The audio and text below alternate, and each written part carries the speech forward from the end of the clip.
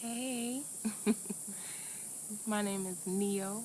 I know many of you don't know me. Um, some of you have seen me in a few of the melanation videos, and I was with the family for a time, and then we parted ways. But what I really wanted to do is introduce myself and let you know who I am. Hey, how are you guys? I wanted to let you guys know who I am. Tiara was the name I was given. I grew up in Connecticut, USA. My avatar is 31 years old. My soul is immortal. We are infinite beings. Neil was the name I gravitated towards. It just resonated with me. Like a lot of things in this journey, it was just messages that were floating to me, synchronicities. I love the movie The Matrix. I was the only one in my family, one of the only females in my family without children. So the one, Neo, kind of just called to me. So I chose that name for myself. What made me leave the United States? Oh man, that is, I'd be here for hours. But one of the main reasons for me was that, I was a different kid.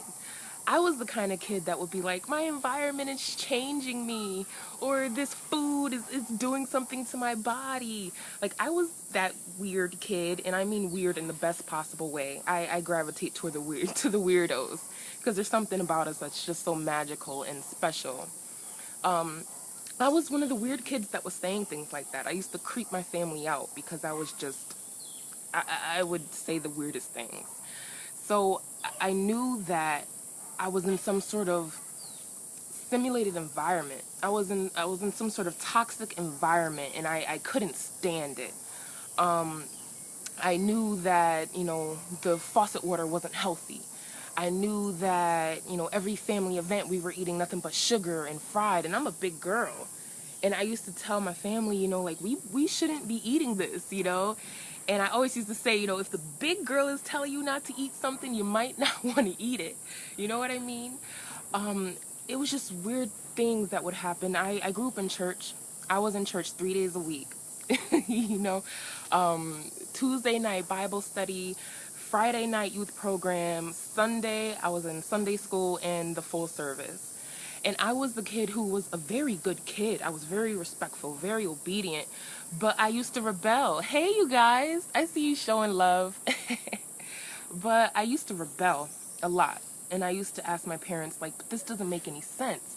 Like, how can, God love us, but then he wants us to go to hell? Or how can this be? Like, this doesn't make sense. Like, there was too many inconsistencies with the story. And I was young. I was like 7, 8, 10. Like, wait, this doesn't add up. But knowing that I resonated with the Bible, there was many different factors and many stories, and many different stories in the Bible that sounded like truth to me. And you guys know truth. Truth resonates with you. When you hear it, you're just like, oh yeah, that's facts. Give them the Azula key, like that's facts. So that's what I would do, and I would get in trouble. I asked way too many questions. I questioned everything. Like, you couldn't tell me the grass was green without me being like, well, why? And how? And what makes this different from the trees in our house or the plants in our home? Like, you couldn't just tell me that. And in school, I loved school off of the strength that I love to learn. I soaked up knowledge like nobody's business. I read a book a day, even as a kid. Like, that was my playing field. Reading, soaking up knowledge. I loved it. So I had access, and I was reading things that were of a quote unquote higher level than me as a kid. I would read my mom's old psychology books. I would be 9 years old, just flipping through them, like, oh, okay. And I later majored in psychology. I went to Howard University in D.C., HU, and I majored in psychology with a concentration in child studies. I wanted to be a child psychologist. I wanted to write. I still do write. I write stories and poems and songs. And that's what I wanted. I would study my older brother's calculus books. I would just soak up knowledge all the time, anywhere I went. I'm a Libra sun and a Pisces moon.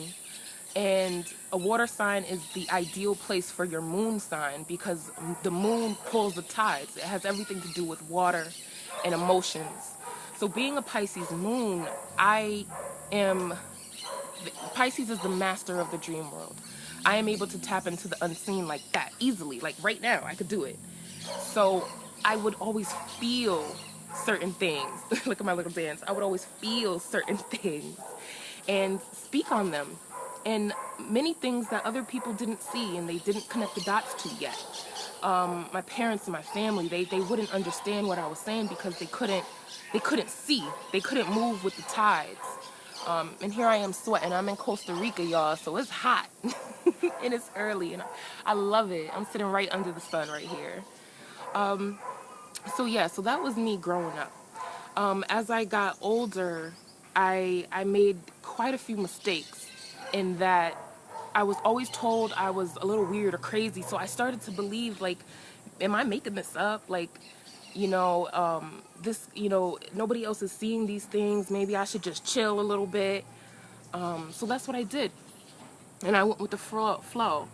And I allowed myself to be a robot with everybody else. I allowed myself to conform. I lost my rebellious spirit because I was tired of being labeled the crazy person. Like, I was so over it.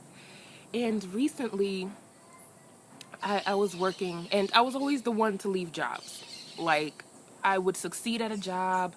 I have an awesome resume, awesome educational background. I would succeed at my roles in these positions, but I hated to work.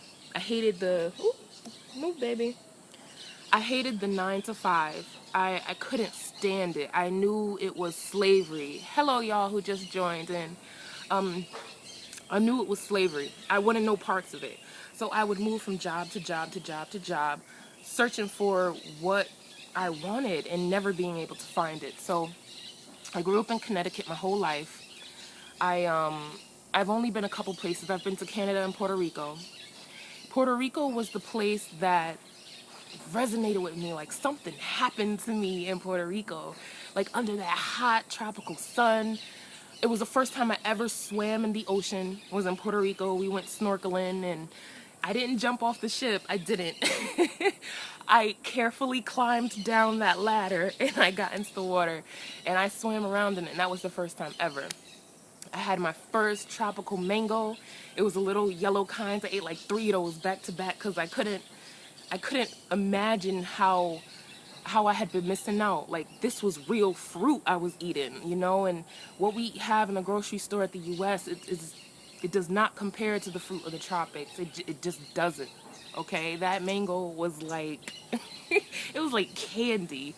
And, yeah, so that trip to Puerto Rico totally changed my life. And I came back, this was in 2014, 2015, and I came back and I was forever changed. So I knew that there was a different way of life. I knew that there was a different feel, a different energy field outside of the U.S.